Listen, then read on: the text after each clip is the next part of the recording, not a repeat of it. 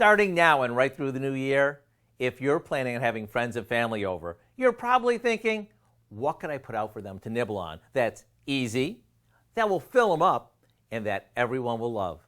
The answer is simple. Let me show you. We start by combining some refrigerated spinach dip along with some diced pimentos, a good amount of canned artichokes that we've chopped, a couple of cups of shredded cooked chicken, a rotisserie chicken works great for this, garlic powder, and to make this cheesy delicious, a handful of shredded mozzarella.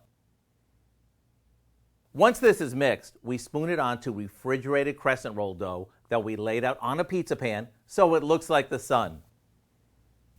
After spooning on the filling, we fold the tip of each piece of dough over it and tuck in the ends. Once we finish this up, we pop it in the oven, and in less than 30 minutes, it's done.